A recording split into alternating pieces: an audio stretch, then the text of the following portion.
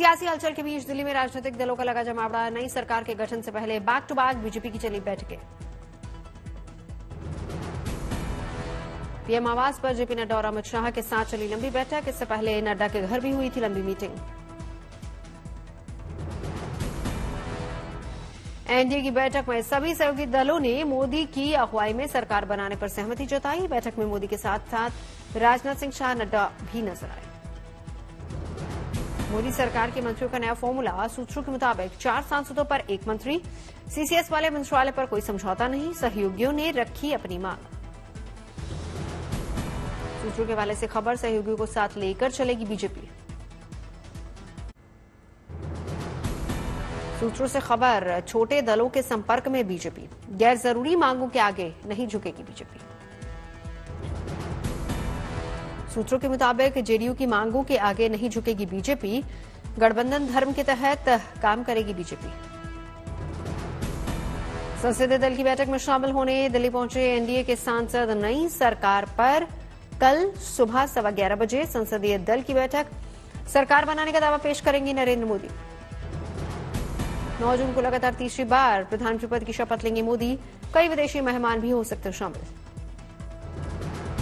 PM Modi के शपथ ग्रहण तक दिल्ली में रह सकते हैं सीएम नीतीश कुमार। सूत्रों के हवाले से खबर, केंद्रीय कैबिनेट में 3 मंत्री पद चाहता है जेडीयू।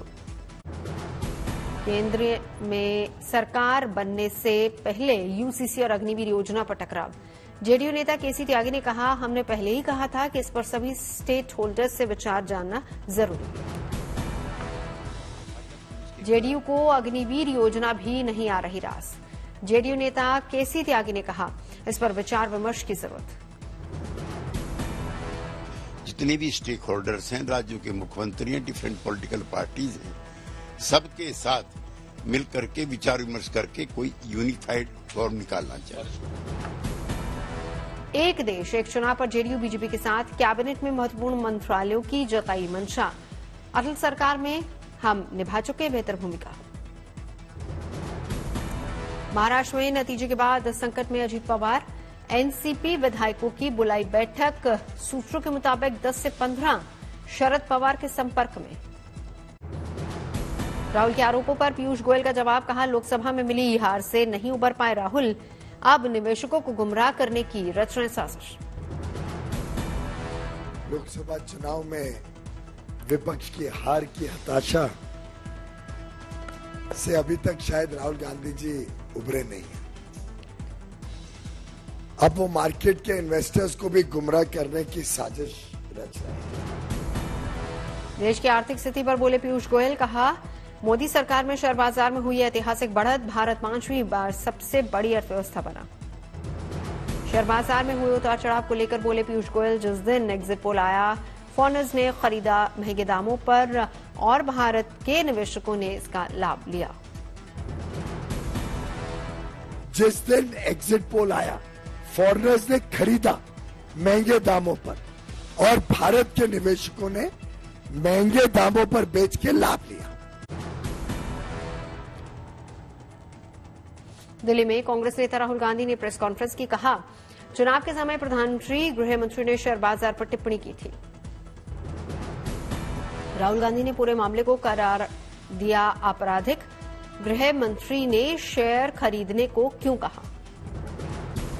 राहुल ने की जेपीसी जांच की मांग, कहा सरकार ने बाजार पर भ्रम फैलाया। 30 लाख करोड़ रुपए का नुकसान। राहुल ने कहा 4 जून को बाजार बुरी तरह से गिरा। 3 जून को शेयर बाजार काफी ऊपर था। हजारों लाखों करोड़ रुपए का चुने हुए लोगों को फायदा हुआ। पीएम मोदी के शेयर इन्वेस्ट की टिप्पणी को राहुल ने अदानी मामले से जुड़ा बताया। मीडिया ने क्यों झूठे पोल दिखाए, बीजेपी एग्जिट पोल वालों का रिश्ता। लोकसभा चुनाव परिणाम के बाद पहली बार पार्टी के दफ्तर पहुंचे शरद पवार। एनसीपी एससीपी के विधायकों और नवनिर्वाचित सांसदों से मुलाकात की। NCP SCP chief Sharad Pawar ने की प्रेस कॉन्फ्रेंस। सांसद नीलेश लंके और सुप्रिया सुले नदार। बारामती सीट से विजयी एनसीपी एससीपी प्रत्याशी सुप्रिया सुले का पुणे में स्वागत। जीत की खुशी में पहनाई गई विशाल फूलों की माला।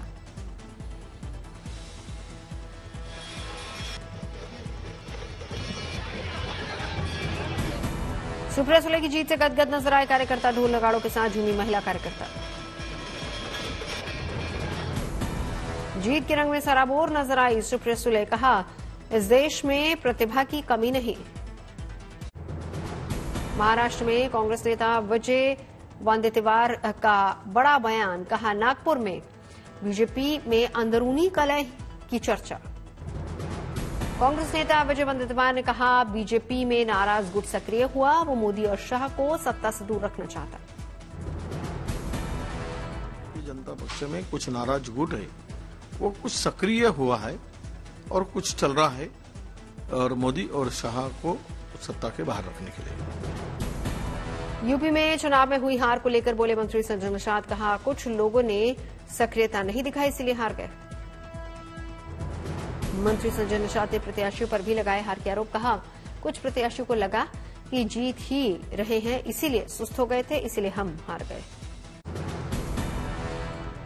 दिल्ली में बीजेपी सरकार पर रणनीतिक मंथन के बीच यूपी में सीएम योगी आदित्यनाथ की अफसरों के संग समीक्षा बैठक, कामकाज का लिया जायजा। चुनावी नतीजे के बाद सीएम की पहली बैठक की तस्वीरें सामने आई। यूपी की योगी सरकार से शिवपाल यादव ने मांगा इस्तीफा, कहा लोकसभा चुनावों के नतीजे देखकर जनता का समझे इशारा और नैतिक आधार पर छोड़े सत्ता। शिवपाल यादव ने किया दावा, आज अगर यूपी में हो विधानसभा चुनाव तो अखिलेश के नेतृत्व में समाजवादी पार्टी ही बनेगी सरकार। कांग्रेस नेता प्रमोद तिवारी ने प्रधानमंत्री मोदी पर फिर से निशाना साधा, कहा चुनाव मोदी के नाम पर हुआ था और वो चुनाव हार गए। कांग्रेस नेता प्रमोद तिवारी ने कहा हम चाहते हैं कि राहुल गांधी सदन में विपक्ष के नेता बने। गुरुग्राम से लोकसभा चुनाव जीतने के बाद बोले बीजेपी नेता राव इंद्रजीत, कहा चुनाव के वक्त राज्य सरकार ने गुरुग्राम में की 10-10 घंटे की बिजली कटौती, मूलभूत सुविधाओं में डाला गया अड़ंगा। राव इंद्रजीत का बयान, कहा प्रदेश का अगला मुख्यमंत्री कौन होगा ये अब तय होगा। गुटबाजी की ओर किया इशारा, कहा हमारे खुद के वर्कर नहीं होते तो हार जाते चुनाव। देहात के अंदर हमारे खुद के वर्कर नहीं होते, देहात के अंदर हमारे पास 3-4 लाख खुद की नहीं होती तो ये इलेक्शन में हार गया था।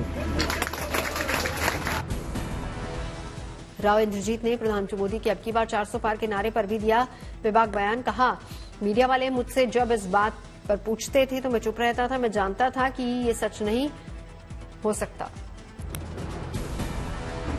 आज के दिन देखो लोकसभा का चुनाव सब कहते 400 पार 400 पार 400 पार, और मेरे से ये पूछे थे टीवी वाले, अब मैं कहता हूँ जो भगवान भरोसे होगा वो होगा भैया। मेरे से मैं झूठ कैसे बोल दूं कि मेरा दिल ही नहीं मान रहा कि 400 पार जाएंगे। बीजेपी की जीत पर बोले छत्तीसगढ़ के सीएम विष्णुदेव साय, कहा तीसरी बार प्रधानमंत्री मोदी के नेतृत्व में एनडीए की बन रही है सरकार।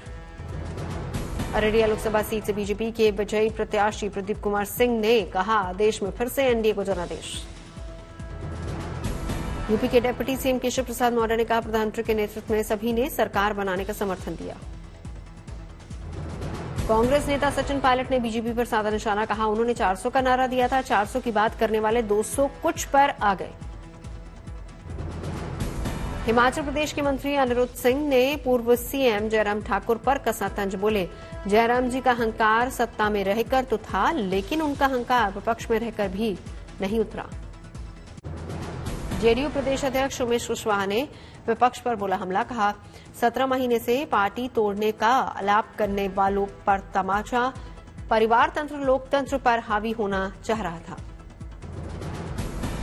आरएमएल चीफ उपेंद्र कुशवाहा ने कहा चूक हुई या नहीं ये सभी को पता है, फैक्ट बना या बनाया गया ये भी सब जानते हैं।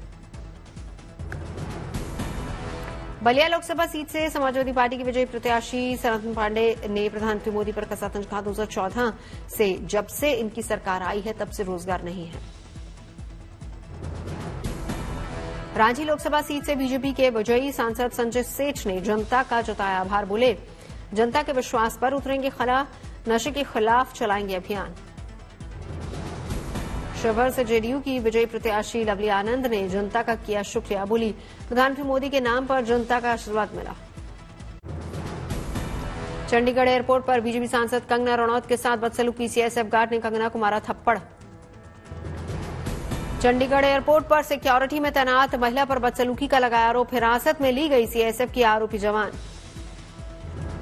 सीआईएसएफ की महिला जवान को किया गया निलंबित। आरोपी महिला जवान के खिलाफ चंडीगढ़ के स्थानीय थाने में लिखवाई गई एफआईआर। बीजेपी नेता कंगना रणौत ने सोशल मीडिया पर ट्वीट करके जानकारी दी। कहा, सीआईएसएफ महिला कर्मी ने मारने के बाद 2 गालियां दी। किसानों के विरोध के समर्थन में की बदसलूकी। थी जो सुरक्षा कर्मचारी थी सीआईएसएफ की, उन्होंने उनके पास या उनको क्रॉस करने का इंतजार किया और साइड से आकर जो है मुझे मेरे फेस पे हिट किया और गालियां देने लगी। और जब मैंने उनको पूछा कि उन्होंने ऐसा क्यों किया तो उन्होंने कहा कि वो फार्मर्स प्रोटेस्ट को जो है वो सपोर्ट करती हैं। चंडीगढ़ एयरपोर्ट से कंगना रणौत को आना था दिल्ली। सिक्योरिटी चेक इन के बाद बोर्डिंग के लिए जा रही थी कंगना रणौत से हुई बदसलूकी के बाद एक्शन में पंजाब पुलिस। डीएसपी के एस संधू ने सीएसएफ कमांडेंट से ली मामले की जानकारी। सीएसएफ कांस्टेबल की बदसलूकी को लेकर बोले सतपाल महाराज, कहा ऐसे वाकये होने नहीं चाहिए, लोगों को संयम बरतना चाहिए। कांग्रेस नेता विक्रमादित्य सिंह ने आरोपी महिला के खिलाफ की कार्रवाई की मांग। कहा, महिला पर हाथ उठाना गलत, सुरक्षाकर्मी को सही तरीके से रखनी चाहिए थी अपनी बात। मसूरी में झमाझम बारिश से मौसम सुहावना। तपती गर्मी से जूझ रहे सैलानियों को राहत। हिमाचल प्रदेश में 20 जून तक मानसून की दस्तक। बारिश होने से तापमान में गिरावट। कोल्हापुर शहर में कई हिस्सों में हुई बारिश। हीट वेव से त्रस्त लोगों को मिला सुकून। मुंबई में अगले 3-4 दिन में पहुंच सकता है मानसून। गर्मी से बहल लोगों को मिलेगी राहत। दिल्ली एनसीआर में हीट वेव को लेकर मौसम विभाग का अनुमान। कल की हुई बारिश से हीट वेव के लौटने के कम है आसार। उज्जैन के महाकाल मंदिर में पुजारियों ने किया अनुष्ठान। गर्भगृह में प्रधानमंत्री मोदी की तस्वीर रखकर महाकाल से नरेंद्र मोदी को पीएम बनाने की मनोकामना की। सुर्खियों में पुणे के श्रद्धालु की साईं भक्ति। साईं बाबा रवि किरण ने अर्पित किए 3 टन केसर। 40,000 श्रद्धालुओं ने आमरस का सेवन किया। चंडीगढ़ में मनाई गई शनिदेव की जयंती। मंदिरों में दिखा आस्था का सैलाब। सोनमर्ग में सिंध नदी में फंसे सैलानियों का रेस्क्यू। सेल्फी लेने के दौरान नदी में फंस गए थे टूरिस्ट। गुलमर्ग में दुनिया का दूसरा सबसे ऊंचा गोल्फ कोर्स। जम्मू कश्मीर पर्यटन विभाग की तरफ से किया जा रहा है गोल्फ कोर्स का कायाकल्प।